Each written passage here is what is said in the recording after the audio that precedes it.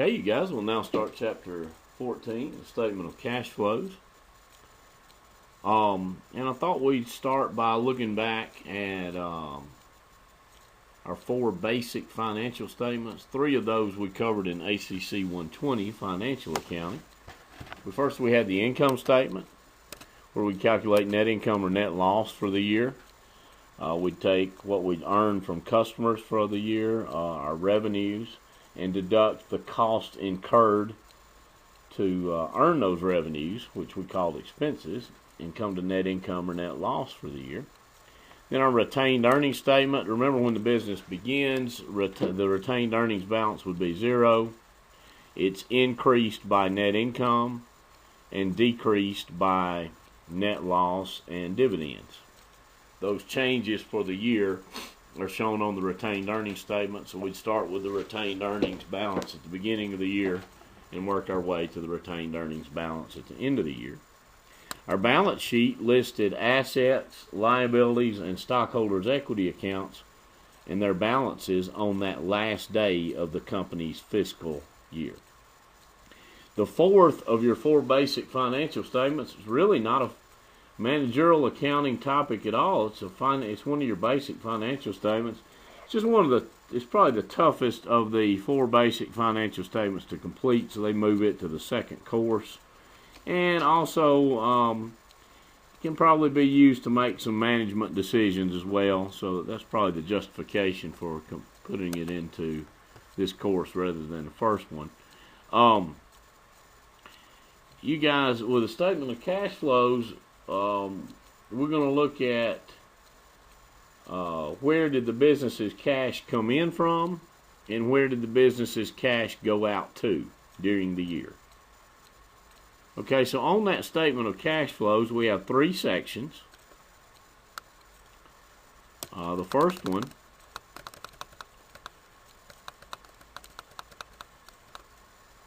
is cash flows from operating activities.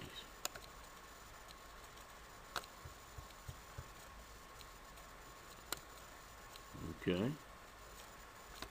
The first section of the statement of cash flows. It includes cash inflows, meaning cash coming in, and outflows, of course, meaning cash going out, that arise from the normal operations of the business. Its final total, net cash flow from operating activities, can be thought of as a cash basis net income, meaning how much cash came in minus how much cash went out from operating the business. So if we're a hardware store, how much cash came in from selling hardware minus how much cash went out for operating expenses and purchasing inventory, interest, things like that. It's the difference in cash received from customers and cash paid for operations during the year. So that's our first section. Now, there are two methods for calculating cash flows from operating activities. The first one is called the direct method, and then the second one, as you might have guessed after you saw the name of the first one, is called the indirect method. Most businesses would present both methods on the actual financial statement, but this is important. The indirect method is required under generally accepted accounting principles. So it's the one we're going to cover in this course, but I thought we'd mention the direct method and look at it a little bit. You guys, under the direct method, you'd have some headings. Common amounts are netted together in the direct method calculation, meaning we just net all these numbers together. And here are some headings that you would see. Cash collections from customers. Cash paid for purchase of inventory. Of course, this one would be a positive number. Cash coming in. Cash paid for purchase of inventory would be a negative number. That one's cash going out. Cash payments for selling and administrative expenses. Again, the cash going out. Cash paid for income taxes and cash paid for interest. The problem with the direct method is it's really time consuming. Some of these numbers are not just readily available by looking in the general ledger. Cash collections from customers. Well, where would we find that amount? Well, you don't just look, like I said, to the general ledger and find it. What you'd have to do, if the company made all of their sales on account, you could look for credits to accounts receivable. Remember, we'd credit accounts receivable and debit cash when a customer pays us on account. So you could add up credits to accounts receivable, excluding any write-offs. And then if we made some cash sales, you'd have to go through the cash account and find those as well. So you can imagine how long that could possibly take. Also, cash payments for purchase of inventory. Well, if all of our inventory is purchased on account, we could look for debits to accounts payable. And make sure that those debits were for payments to suppliers of inventory. If we paid cash, though, for any of our inventory purchases, we'd have to go through the cash account and find those. So you could see how those two could both take quite a bit of time. Same with cash payments for selling and administrative expenses. You'd have to go through all of your expense accounts and figure out how much debits to them and figure out were those paid in cash, if so, how much. The last two would be a little easier to find. You could find cash paid for income taxes. You'd have your, as a corporation, you'd have your 3 estimate payments during the year, and then you'd also have the settle-up payment with a tax return. Cash paid for interest would also be fairly easy to come up with. But you guys, if it's more time-consuming, then that means it's more costly. So the direct method is just a bit more of a pain than the indirect method. Also, the indirect method is the one required under generally accepted accounting principles. So it's the one we're going to concentrate on. Let's look at it. Okay, under the indirect method,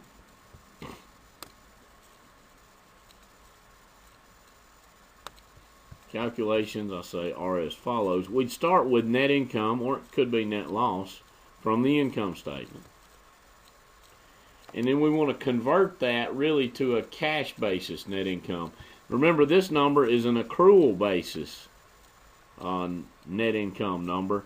Remember, under accrual basis, we record revenues when they're earned and expenses in the same period as the revenues they helped us to earn, or as the revenues they relate to. Well, on the statement of, and that's what we want on the income statement, but on the statement of cash flows in this operating section, we just want to know how much cash came in from operating the business minus how much cash went out for operations. So we want to take out any accruals or any non-cash expenses. So let's go through these. We want to add back any decreases in current assets excluding cash. Well, first you'd have to know what current assets are. I'm sure you remember that from ACC 120. But current assets would include cash, which we're excluding here, and any other asset that we expect to consume or convert to cash within 1 year. So accounts receivable, inventories, and any prepaid expenses would be common items shown as current assets on the balance sheet. And let's think about that a little bit. How do we find the decrease? Well, we'll look at the previous year's balance sheet. If the accounts receivable balance there is $40,000, but on this year's balance sheet the accounts receivable balance is $30,000, then we had a decrease from 1 year to the next of $10,000, and that $10,000 decrease in accounts receivable would get added back. And that should kind of make sense, you guys. If your current assets are decreasing, your other current assets besides cash, then cash should be increasing, right? If accounts receivable is decreasing, it's decreasing because customers paid us, so cash went up. If inventory is decreasing, then it's decreasing because we sold it, hopefully, and eventually their cash would go up as well. And we want to add back any increases in current liabilities, excluding dividends payable. That one's handled in the financing section, which we'll get to later, the dividends payable account. Current liabilities would be ones that we expect to pay within 1 year out of current assets usually. Accounts payable, any short-term notes payable, and any unearned revenues would be examples. But you guys, what happens really in an increase in a current liability, that's short-term borrowing, which means we have more cash on hand now. For instance, if we're buying inventory, we could buy it on account, which would increase accounts payable, or we could pay cash. Well, if we buy it on account, that leaves more cash on hand, right? If we take out a short-term loan, then we now have more cash. So those increases in current liabilities are added back to net income. We also want to add back losses on sale of investments. Now that's an odd one, kind of. But the next section, this section is cash flows from operating activities. The next section is cash flows from investing activities. So we'll pick up the effect of selling any investments there. But you guys, losses on sale of investments would have been deducted in calculating net income. So if we want to remove their effect, then we have to add them back. Let's say that again. I hope that makes sense. Losses on sale of investments would have been deducted on the income statement in calculating net income. We want to take out the effect of losses on sale of investments in this section because our investments will be taken care of in section 2. Since losses were deducted in calculating net income, to take out their effect, we'd have to add them back. Okay, we also want to add back any non-cash expenses to remove their effect. You guys, depreciation and amortization expense, they're expenses deducted in calculating net income, but they don't require any cash going out. So if we want to get to a cash basis income number, or net cash flow from operating activities, we'd have to add back depreciation expense or amortization expense to take its effect out of net income. Okay, now, if you've got the items to add back, then the items to deduct are fairly simple because it's the opposite. We want to deduct any increases in current assets, excluding cash. And that should make sense, right? If we can make a sale 2 different ways, for cash or on account. So if accounts receivable increased,